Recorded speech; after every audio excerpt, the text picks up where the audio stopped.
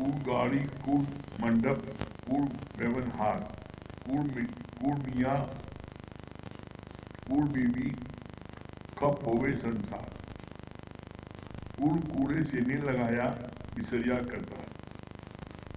फिर जब ब्रह्म दृष्टि होती है तो फिर तो सब है ही सत्य। आप सत्य, ये सत्य, सत्य कभी भी अभाव नहीं है और असत्य का कभी भी भाव नहीं है। यहाँ पर गुरु जी ने कितना सरल शब्दों में समझाने की कोशिश की है। क्या बोला है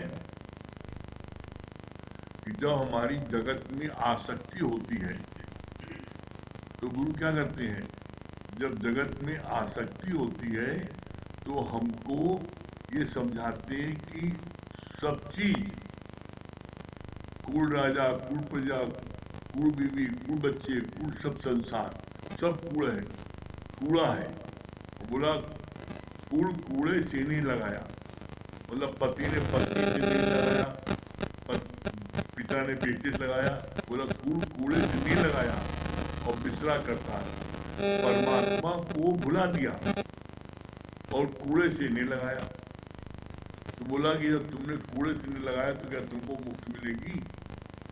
यहाँ जब जीवन में गुरु आता है और हमें समझाता है कि तुम किसमें अपना समय खराब कर रहे हो, ये सब गुण है और इनके चक्कर में पड़ोगे तो तुम 84 लाख योनियों में भटकोगे। तुम्हें नहीं लगाना है परमात्मा से। तुमने गर्भ में वादा किया था प्रभु तुझको न भूलूंगा कभी, और पढ़ के मोह के जाल में तू भूला अपना करार है। तुम मोह के जाल में पढ़ करके अपना करार भूल जाते हो कि तुम भगवान भजोगे और तुम भजने लगे बेटा बेटी, पति पत्नी, उनको भजने लगे। तो इसके चक्कर में तुम्हें 84 लाख योनियों में भटकना पड़ेगा। तो आगे कितना अच्छा बोला भगवान ने, आदि सच, जुगादि सच, है भी सच, नानक होती भी सच। दिखने में आता है कि जगत वालों को भी बहुत सुख है, अच्छा घर है, दिन भर मथुरा के प्यालों में गुम है, सुंदर लड़कियां बाजू में बैठी हैं।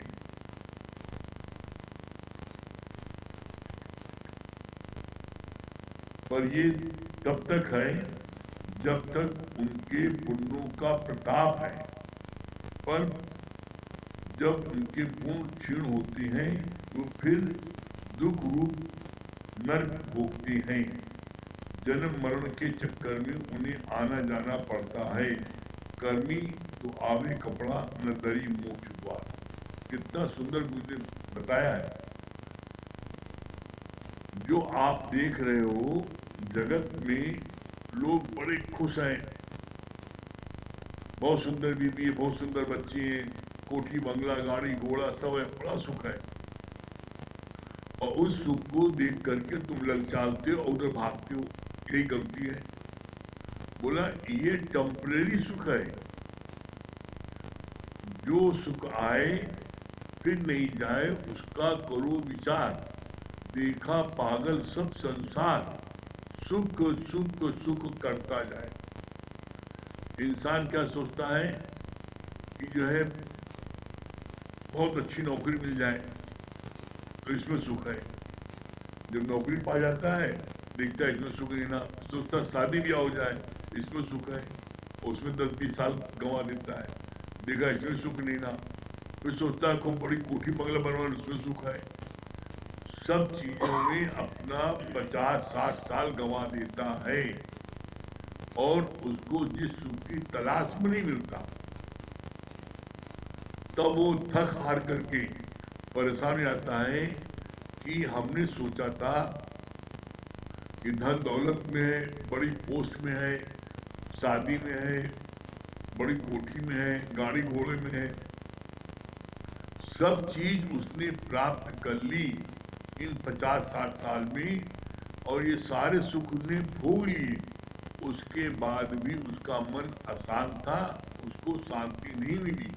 जिस परमानेंट शांति के लिए वो भटक रहा था वो शांति नहीं मिली। तब जो है उसको जो होता नहीं, आवश्यकता आविष्कार की जन्मी है।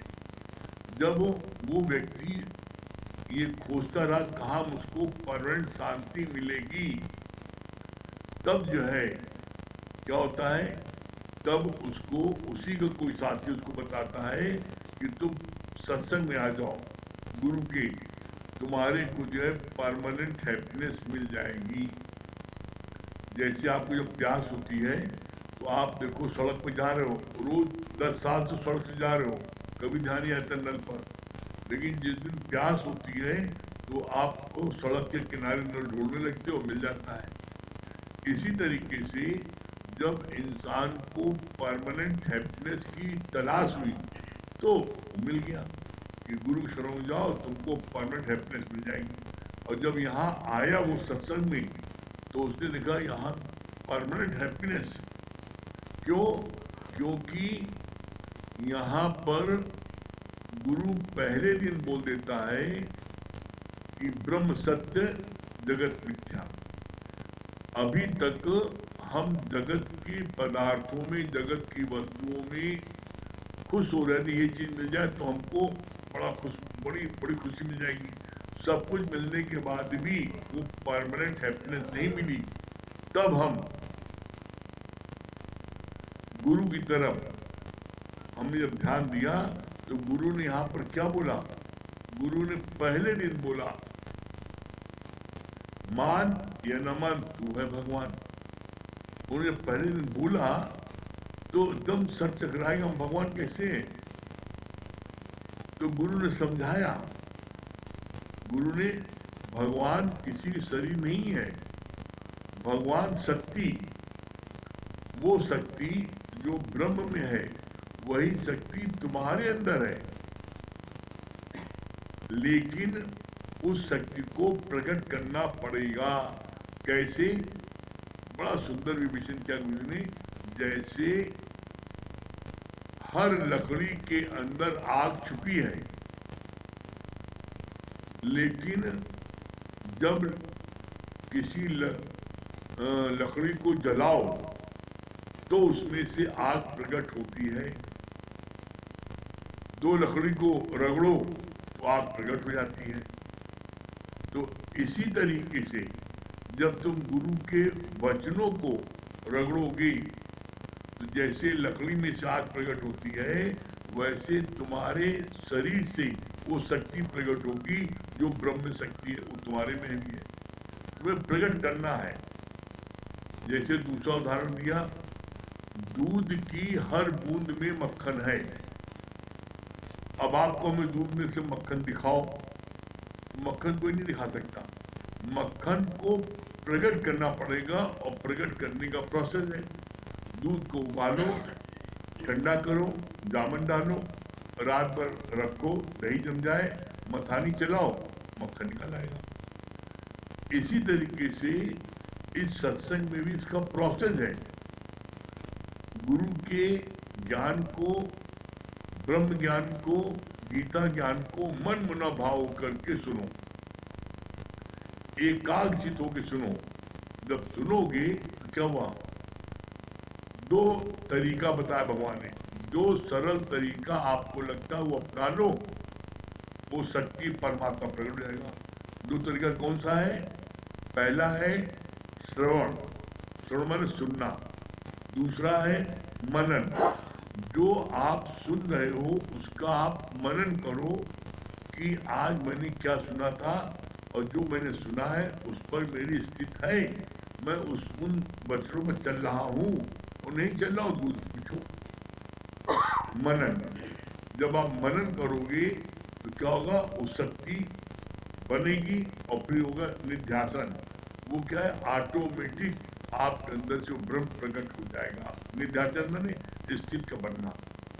तो यहाँ पर श्रवण, मनन, निध्यासन, गुरु के वचनों को आपने मन सुना, फिर उसका मनन किया और मनन जो चीजें गुरु ने बताई है अपने जीवन में लगाया, तो फिर आपके अंदर से उस शक्ति प्रकट हो गई। पहला साधन यह है।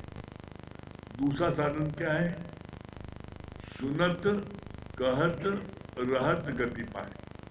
गुरु के वचनों को सुनो, फिर किसी को जाकर के सुना दो कि आज गुरु जी ने ये बताया, गुरु ने ये बताया, गुरु ने बताया। जो जो चीजें तुमने सुनी हैं वो सब जाके बता दो। जब बता दोगे तो सबसे पहले सबसे नजदीक आपका कान है, आपके मुंह के बगल में, ये कान सुनेगा। जब कान सुनेगा और जब आप गुरु के वचन के अनुसार नहीं चलोगे तो आपका मन खाएगा। अभी तो हम बता के उसको आए हैं कि क्रोध जो है नर्क में जाना नहीं पड़ेगा। और जो क्रोधी व्यक्ति हैं उनके लिए गुरु ने बोला क्रोधी व्यक्तियों को नर्क में नहीं जाना पड़ेगा। अभी हम बोल के आए तो क्रोधी लोग बड़े खुश हो गए, अब आपको नर्क नहीं जाना पड़ेगा। तो किसी ने कहा अरे मूर्खा धीराज पूछो तो गुरु से। तो गुरु ने पूछा आपने कहा क्रोधियों को नर्क नहीं जाना पड़ेगा। कहा अरे वो नर्क में बैठे ही है तो जाएगा कहाँ? तो वो नर्क में बैठा है, जाएगा कहाँ? तो जब आप क्रोध करने लगोगे तो आपको तुरंत वचन याद आ जाएगा कि अभी मैंने बताया है कि क्रोध जो है वो जो है नर्क में जाना पड़ेगा। तो आप तुरंत रुक जाओगे। दूसरा क्या बोला? क्रोधी व्यक्ति जो है क्या होता है? क्रोधी व्यक्ति से लोग कैसे दूर भागते हैं? लिखो का से कोड़। जैसे कोड़ी व्यक्ति से लोग दूर भागते हैं, वैसे क्रोधी व्यक्ति से लोग भागते हैं। और क्रोध में तुम्हें क्या मिलता है? देखो का से क्रोध। क्रोध में क्या होता है? तुम्हारे को जो है तुम्हारा ये जब क्रोध करती हो तो उसमें का से कोड़, आपको कोड़ी के समान लोग आपसे दूर भागते हैं। रा से रोना, आपको रोना पड़ता है, क्यों? कोई आप पास आ नहीं रहा है। और घा से धिक्कार, हर कोई धिक्कारता है, इससे दूर रहो। तो अब आप देखो एक क्रोध करने पर आप कितना सबसे दूर हो गए। तो ऐसे में जब हम सुना के आते हैं तो हम अपने जीवन में सुधार करने के लिए मजबूर हो जाते हैं। और फिर एक दिन ऐसा आता है कि सारी बुराइयां, सारे विकार, सारे विषय वो समाप्त हो जाते हैं और आप अंदर से वो शक्ति और परमात्मा प्रकट हो जाता है। तो सुनत कहत रहत गति पाए। रहत गति पाए मतलब जब आप लोगों को जाके सुनाओगे तो तुम्हारी गति ब्रह्म ज्ञानी की हो जाएगी। जो सरल तरीका आपको लगे वो आप कर लो, आपको मंजिल प्राप्त हो जाएगी। फिर कितना अच्छा बोला भगवान ने,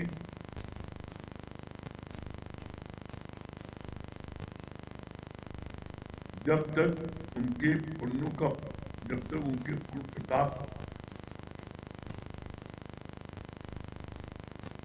क्षीण नहीं होते तब तक उनको जो है पुरुषों को और भोग मिलते रहते हैं। और जैसी समाप्ति आते हैं उनको नरक में भेज दिया जाता है। इसके बाद बोला भगवान ने, जिसके हृदय में निरंतर परमात्मा का चिंतन रहता है वहाँ कोई भी दूसरा ख्याल कैसे ठहर सकता है।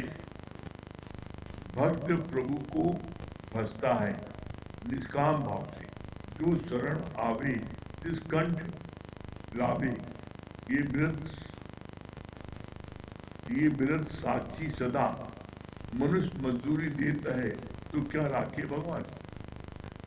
जो परमात्मा के परायण होकर जीता है स्वयं प्रभु उसका योग क्षेम का भार उठाते ही नहीं। कितना सुंदर विवेचन किया भगवान ने। क्या बोला? जो प्रेमी निरंतर परमात्मा का चिंतन करता है उसके अंदर दुनिया का कोई विचार कैसे ठहर सकता है? उसके अंदर दुनिया का कोई विचार आ ही नहीं सकता। कैसे नहीं आ सकता? आप प्रैक्टिकल देख लो। आप फोन से बात कर रहे हो गुरु से, भगवान से। अब जब आप दिन भर बात कर रहे हो, आपका कनेक्शन जुड़ा है, अब कोई व्यक्ति भी आपको फोन कर सकता है, आपका फोन इंगेज है।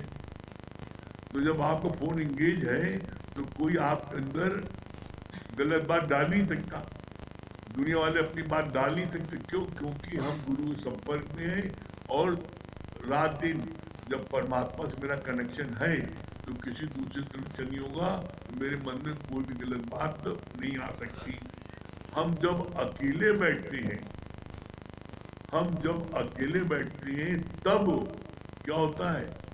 तब मेरा पागल प्रोफेसर मन हमको गिराता है। ये मन जो है पागल प्रोफेसर है। जहां आप अकेले बैठोगी, जहां आप थोड़ी देर भी अकेले बैठे, तो ये निश्चित समझ लो उस थोड़ी देर में मन आपको जो है 7वीं मंजिल से नीचे ग्राउंड फ्लोर पर ला देगा, लुढ़कते आ गए, बच नहीं पाओ। क्यों? क्योंकि ये पागल प्रोफेसर है, ये हमेशा उल्टी पुल्टी बात सोचेगा। तो भगवान ने क्या बोला? इससे बचने के लिए मन को 1 मिनट भी खाली नहीं छोड़ो। यहां तक कह दिया गुरु जी ने, अगर मान लो कोई काम नहीं ना, तो कहा घर में तो दाल चावल को मिला दो और पीने लगो। अपने मन को बिजी रखने के लिए आप दाल चावल मिला के पीने लगो, लेकिन मन को खाली ना। जब आपका समय मिले, कोई काम नहीं ना, भजन तो जाए लो, कोई काम नहीं ना, भगवान की गुरु की लीला का सोचे लगो। हम लखनऊ गए थे तो कहाँ बैठे थे, गुरु जी कहाँ थे, साथ में खाना खाया था, साथ में यहाँ गए थे। मतलब पी की पचर में या पी के पचार में जब आप इंगेज रहोगे तो आपके मन में कोई खुराफात नहीं आने पाएगी। और जहाँ आपने इसको खाली रखा, बस फिर बड़े पुराने ख्याल आएगा। देखो, हम जब बीमार पड़े तो हमें कोई दिखने नहीं आया, और हम कितनी बार गए थे उसके पास, एक बोतल खून भी दिया, और ऐसा नहीं ये भूल गया। अब आपको दुनिया भर बात दिखाएगा और बता भी रहेगा, देखा हमने दिया ना खून उसको 1 बोतल, और हमें जब जरूरत पड़ी तो हमें पहचान ही नहीं रहा है, शहर छोड़ के भाग गया। मतलब ऐसे जो तो अब आपको अगले के प्रति दुर्भावना पैदा करेगा। तो मन ये पागल प्रोफेसर है, इसको खाली 1 मिनट नहीं छोड़ो। कितना अच्छा भगवान ने बोला आगे, बहुत अच्छी बात कही।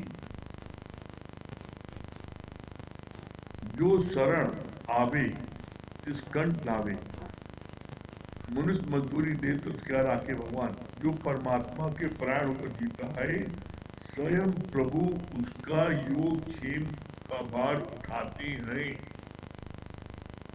जो परमात्मा के गुरु के शरण में रहता है, गुरु उसके योग और क्षेम का भार उठाता है। किसी देवी देवता को नहीं देता, स्वयं उठाता है। फिर बोला कि अच्छी बात, बीए के स्टूडेंट का कोर्स अपना है, बीएससी वालों का अलग है, फिर उनको वैसी ही डिग्री मिलती है। ऐसे ही हमारी भी प्रीति परमात्मा से है, तो परमात्मा की स्वयं प्रीति मुझे होगी। पर अगर तुम देवताओं को या पितरों को पूजा करोगे तो तुम्हें देवलोक या पितृलोक की प्राप्त होगी।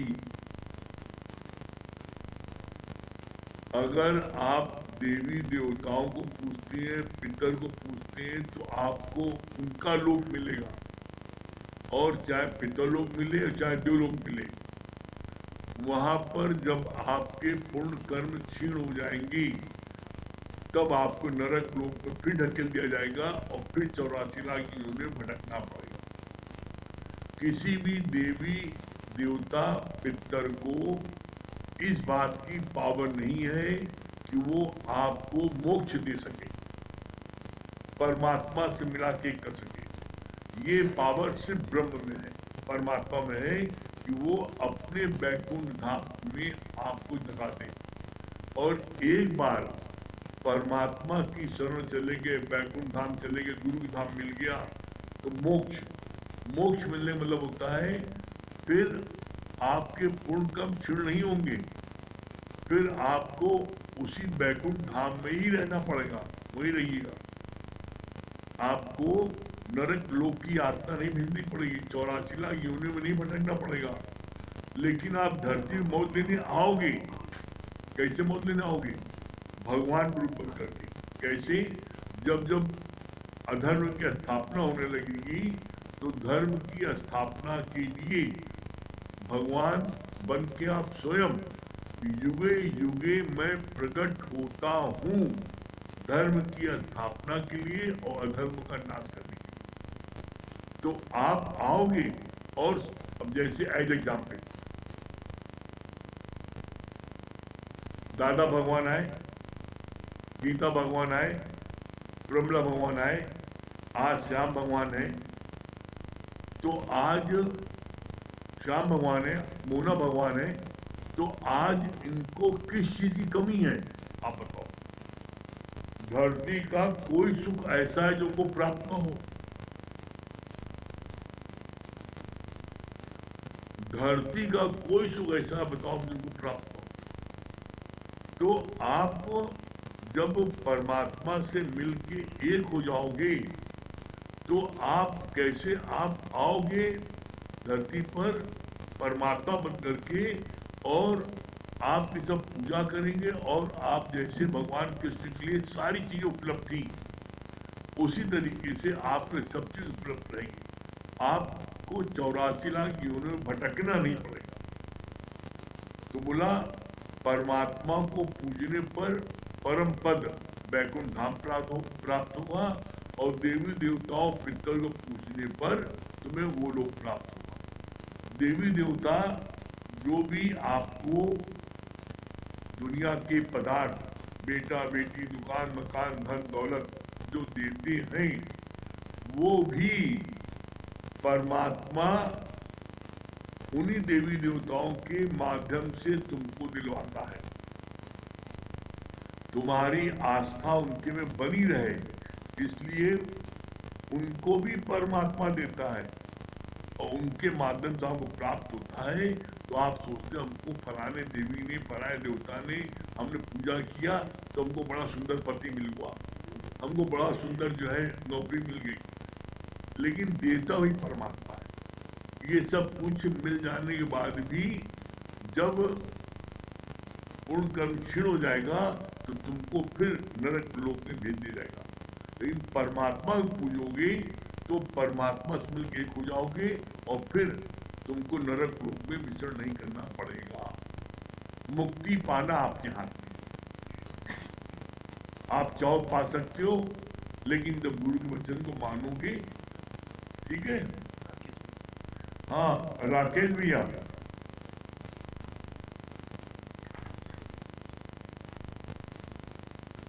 राकेश भैया क्या बोल रहे हैं? राकेश भाई क्या बता रहे हैं? प्रणाम भैया। प्रणाम। आवाज आ रही है? आ रही है, बहुत अच्छी आ रही है। आपने बताया जो बहुत अच्छा कि कभी हमको खाली नहीं बैठना चाहिए। खाली जो है वो कभी नहीं बैठना चाहिए। हाँ चलिए भजन सुना दीजिए राकेश भाई।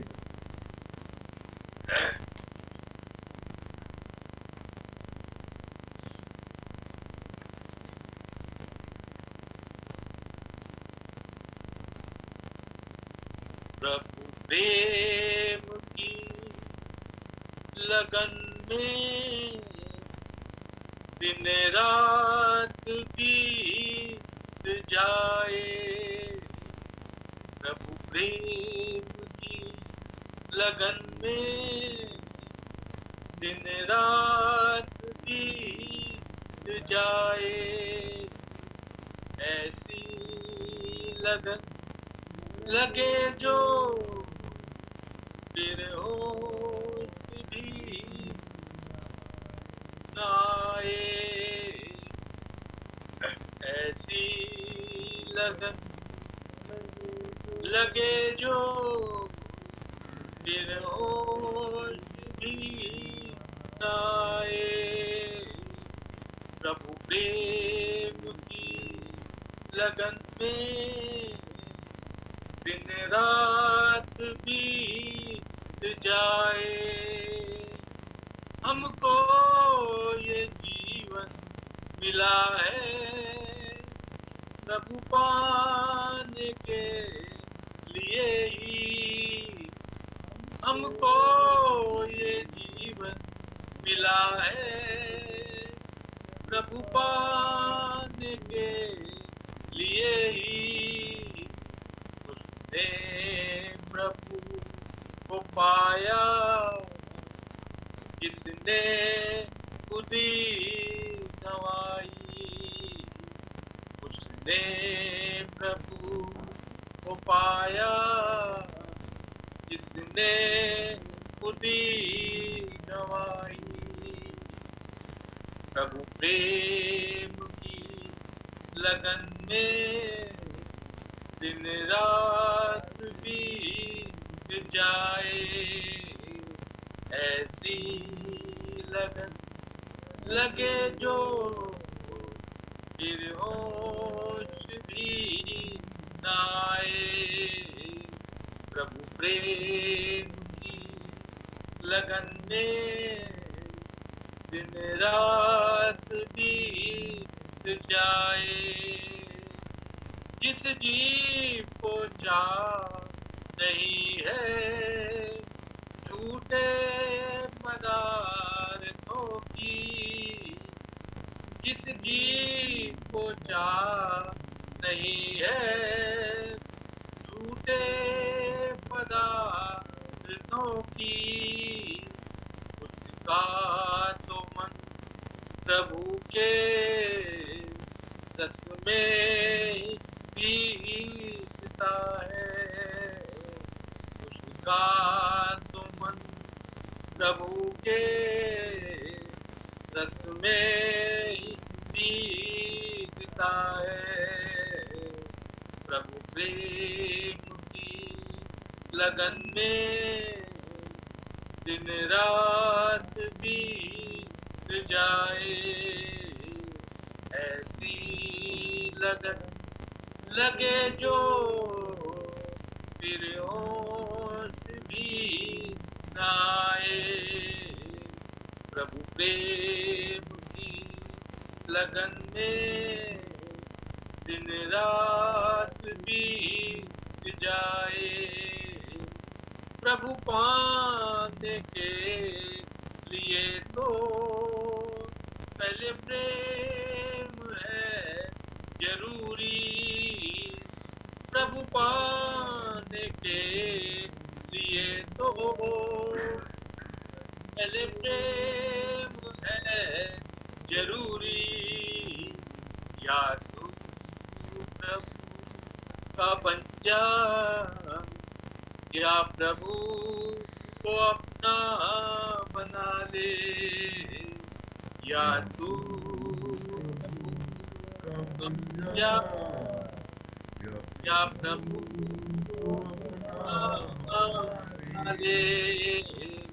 प्रभु प्रेम की लगन में रात बीत जाए।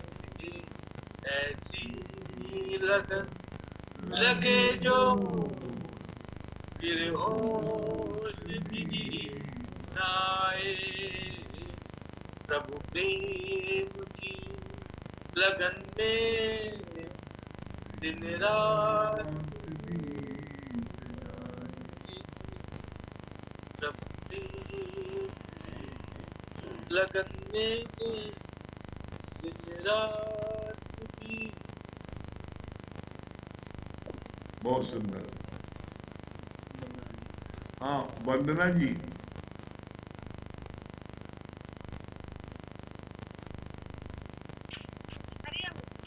हरिओम। हाँ क्या बता रही है? सांसारिक मतलब चलेगा, सांसारिक जो है वो क्षणिक है, तो लॉन्ग टर्म तक नहीं चलने वाले हैं। इसीलिए उसमें म्यूचुअल सेटिस्फैक्शन मतलब कि कम सुख अर्जित होता है। एक सुख जब पूरा होता है तुरंत दूसरा शुरू हो जाता है। तो ये लॉन्ग टर्म तक नहीं चलता। लॉन्ग टर्म तक वही चलता है जो हमें ब्रह्म से शांति मिलती है, आनंद मिलता है। वही हमेशा स्थायी रूप से। सांसारिक सुख है वो क्षणभंगुर है। और एक और दृष्टांत अच्छा लगा था कि लकड़ी वाला, लकड़ी के अंदर आग है बट वो प्रकट तभी होगी जब वो आग के संपर्क में आएगी। उसी प्रकार से हमारे अंदर भी ब्रह्म भाव है, प्रकट तभी होते हैं जब ब्रह्म के हम संपर्क में आते हैं, उनका ज्ञान सुनते हैं, उनको अप्लाई करते हैं। तो ब्रह्म की तुलना आग से की गई। बहुत सुंदर, बहुत अच्छा। हाँ सुशीला जी।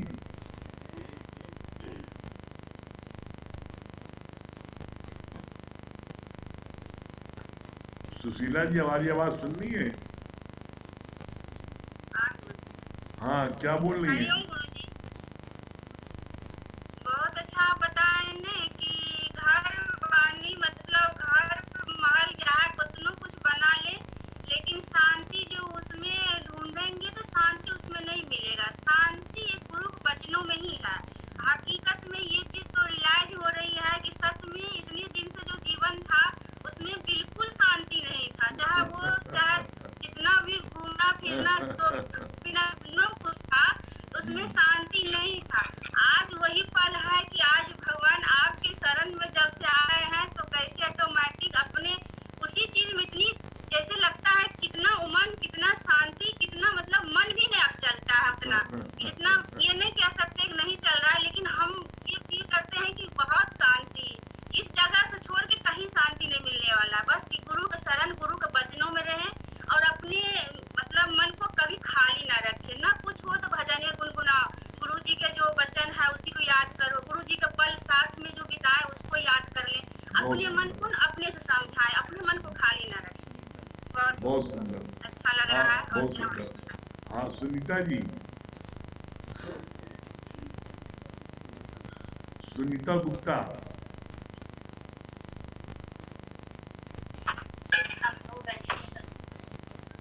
हाँ क्या बोली सुनीता जी?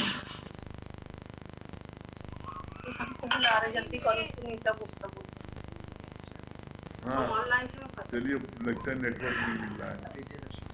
हाँ विजय लक्ष्मी जी।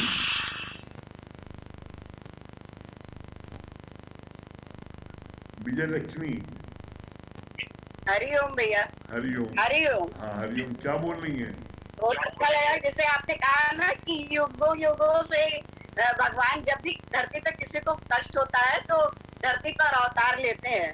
तो हमने तो वो नहीं देखा, लेकिन आपको देखा कि जब जब भी मेरे ऊपर परेशानी आई है आप खुद ही कृष्ण बन करके मेरे सारे परेशानियों को हल किया है। बहुत अच्छा लगता है भैया, आपका साथ पार के बहुत अच्छा लगता है।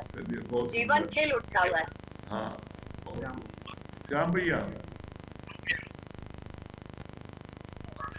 हाँ मुरारी भैया राम राम। श्याम भैया राम राम।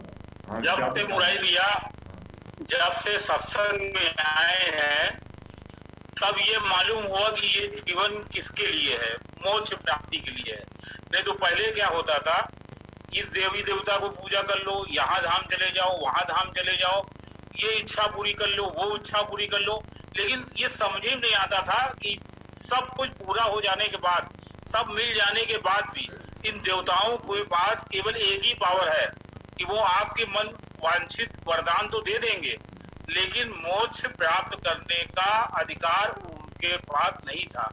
और हम लोग इस बात को समझ ही नहीं पा रहे थे कि यार मोक्ष क्या होता है, मोक्ष क्या होता है। ये तो इस दर पे आने मालूम हुआ कि मोक्ष का मतलब है परमात्मा से फिर मिलकर एक हो जाना और इस 84 लाख योनि के चक्रों से बच जाना।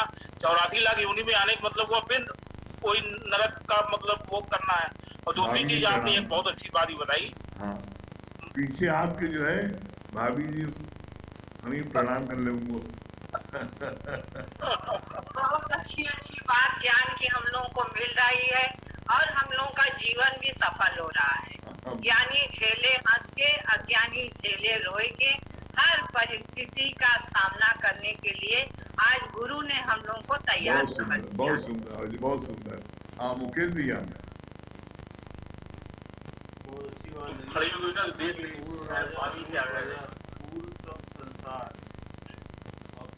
पूरे से नहीं लगाए विषय है करतार।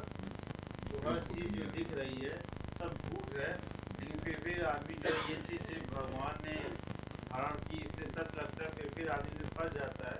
लेकिन जब गुरु की शरण में आ जाते हैं तो फिर सत्य में हमारा मन अटक जाता है और फिर असत्य अपने आप बहुत सुंदर। गुप्ता जी।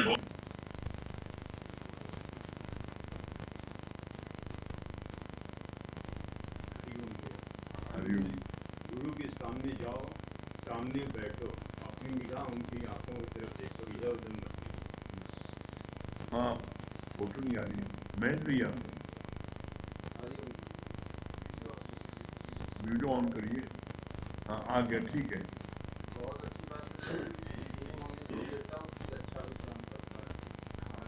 बहुत सुंदर। हाँ, संगीता रानी।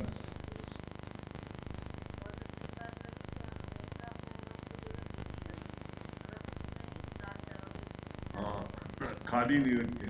हाँ, चट्टी गुरु।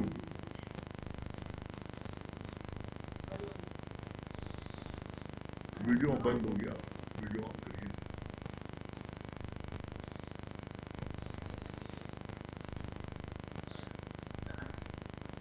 हाँ, दीजिए उनको वीडियो नहीं है।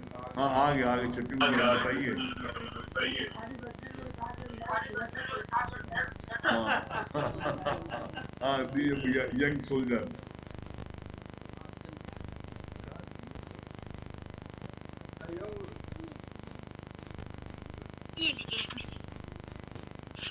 हाँ, क्या बोल रहे भैया? आपने बहुत अच्छा बताया कि अपना मोबाइल का कनेक्शन ऊपर वाले से। हाँ, मालवी जी। हाँ, हरिओम गुरु जी, ये भी बहुत अच्छा था आपने कि चारों बच्चों ने सोचा बाबूजी कोई जाते भगवान का नाम ले लें और दामाद को बुलाया। जब बाबूजी मूड़ी ऊपर की कहीं नमका पे हाँ, खूब समझे ये मुड़िया तो अर्पित चलाए। भैया। हाँ हाँ, आप यंग सोल्जर। हाँ, जयसवाल भैया।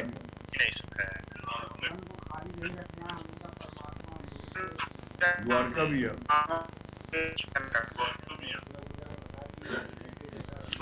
बता कि बेटे बेटा ये मजाक होती बगल में शुक्र गुरु के चरणों में है निवास है।